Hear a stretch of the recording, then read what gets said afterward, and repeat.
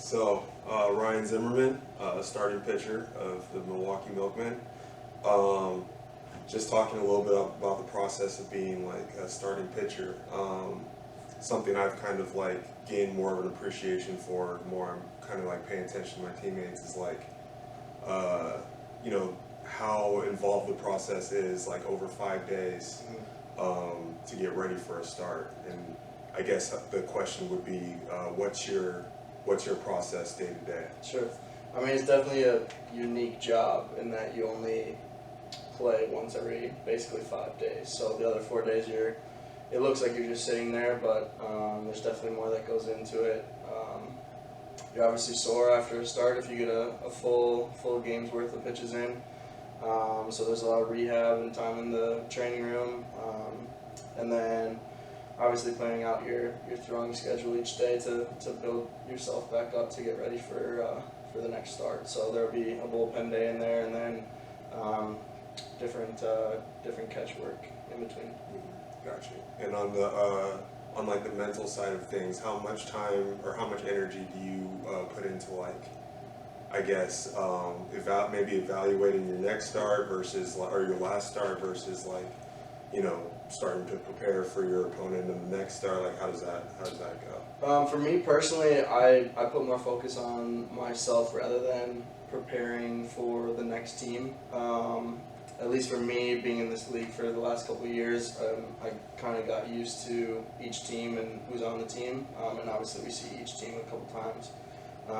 So you kind of get a good feel for those guys. So for me, in between starts, it's more of a what do I need to work on from the last start, so that it's fine-tuned and better for the next one. Got you. Let's see. What was the other one I was gonna say? We can cut like the breaks and stuff out. Yeah, right? for sure. I had such a good question. What was it? Okay. Let's go with what would you say is like the hardest part? The hardest part in between like the actual action. Yeah, I mean the hardest part is definitely just having to sit and wait to throw again for 4 days or whatever, 4 or 5 days, whatever it is. If you have a bad game, obviously you want to get back out there as soon as possible and kind of fix what was wrong and have a better outing. And then if you have a good game, obviously you're feeling some good momentum from that one, so you want to ride that out. So momentum is, I mean, it stays with you, obviously, if you're throwing well for consecutive starts in a row, but it's definitely like a mental thing to keep that going when you spend 4 days just kind of sitting and waiting for your turn again. A lot of time to think about it. Yeah, exactly. So whether it's good or bad, I've found that it's definitely best to just try to flush it as much as you can, and just kind of be done with it that day after your start, and then just kind of start working and building towards the next one. So yeah, the mental side of having to sit there and wait is definitely one of the more challenging things of the job for sure. Yeah. The part that I've gained a much bigger appreciation for this year, spending some time on the DL, is like just sitting and watching baseball and how it can drive you fucking crazy. Yeah. I mean, there's times where all you want to do is be playing, and obviously you got to wait your turn in the rotation. So you find ways to make every day interesting, try to have conversations with each guy, talk about baseball, talk about random things to make it fun. It is still a game, but yeah, it's a lot of sitting around and waiting for your turn again. For the Milkmen fans, who would you say is your favorite conversationalist or guy to mess around with in the dugout? There's so many good ones. Characters. Yeah, we have some really good characters this year. It's a great team to be around. It's fun every day, which is awesome. Who's my favorite? I really like messing with Zach Hartman. You can get in his head a little bit, so that's always fun. And then, I don't know, we have good times with everybody, really. Tony Roselli's always a character. You can always get a good quote out of him. You can get something good out of him. But yeah, like I said, literally pretty much every guy we have in the dugout is a great guy to have a talk with. Yeah, so, okay, so when you're throwing your bullpen, what day of of the week of the 5 day? Yeah, so most starters tend to throw theirs the second day after their start. I prefer throwing mine for the third day. I'm usually pretty sore for the first 2 days, and so I feel like I don't get anything out of it if I'm not able to actually put anything behind the pitches. So I usually wait an extra day in hopes that I'm feeling better and can actually work on things a little more. The guys that throw day 2, for them, they just like the extra day behind their bullpen to rest before their start. So yeah, for me, I throw day 3, and then it's just a focus on whatever was a problem in the last start. So the biggest weakness from the last one is usually the biggest focus in the bullpen, and hopefully making that better for the next one. So it sounds like if you're a day 3 guy, that your bullpen would be more closer to like a game simulation. Yeah. Than like kind of like almost a walkthrough. Yeah, exactly. So the day 2 guys, some guys like to throw. They might be sore as well, but they like to throw through it. So for them, it's just kind of getting a feel, getting the body moving again, and just kind of feeling things out. For me, I prefer to feel pretty good on bullpen day and actually like have a sim game in my head or a sim situation in my head where I can actually like try to execute pitches and throw pitches the way that I want to for the next start. All right, that's some great info, and we'll go ahead and cut over to some video of that here. Did you wear the pants up and the gold cleats because of this? Or? No, I do it every bullpen. It's weird. I don't know how Yeah, it's literally every bullpen. it's like you're a new guy or something. Basically, this is just me.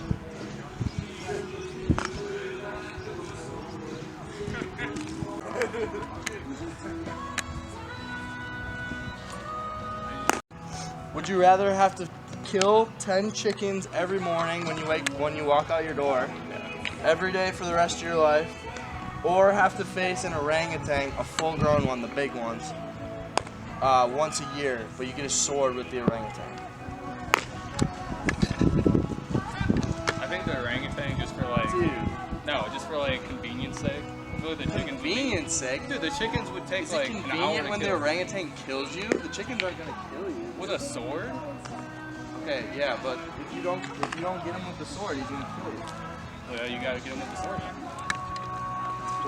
And plus you have a year, so you can use the sword and like get better. That's what I would do. Training. I don't care. I'd rather just kick a couple chickens every morning and then go on with my day, and not have to worry about dying every year. Well then, that's an hour and a half, 2 hours out of your day. No. I'll be done with them in 30 minutes. Just kicking chickens.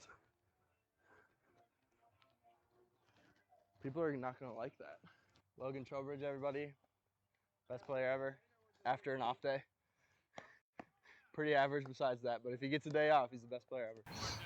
Give me an off day every other day, I'm gonna hit 50 homers.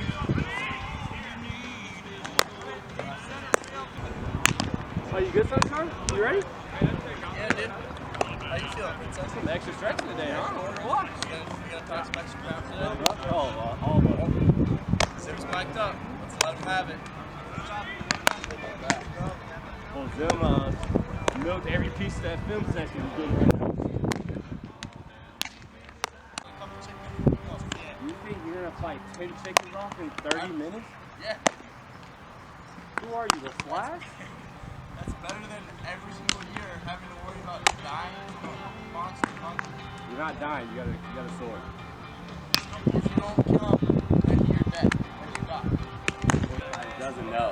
It doesn't know. Huh? Yeah, I got the wind in my back.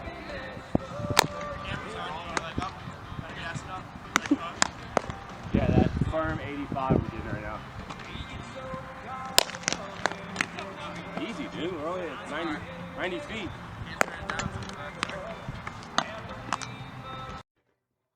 Dude, imagine thinking you're too tough for catcher's gear. You're not as cool as us anymore. He's also a starter too, and he's sustained it for like For 100 pitches? I'm 100% positive. I think I've seen you maybe in 89 once. I'm pretty sure if I came out of the pen and tried to throw it harder, I would probably throw it the same or slower. I think you're getting it. But No. Every time I try to throw it harder, I look up at the gun and it's like 88, and I get sad. Like, yeah, I really let it go that one. Let's see what it was. Oh, 88. Okay, never mind. It's the most depressing feeling ever. It's the when worst. you throw hard. You, You look you up, throw you're like, it, and it feels really good, and you're like, oh, that's a good one. Let's gun check. 88. 88. Sick. Sick. All right, we'll try again in 5 days. Next start. It ain't happening today. People know who he is, okay? He's got his gold shoes on. I don't know if you know this, but his picture's still in the gift shop at St. Paul. I want people to know who the Milk Duds are.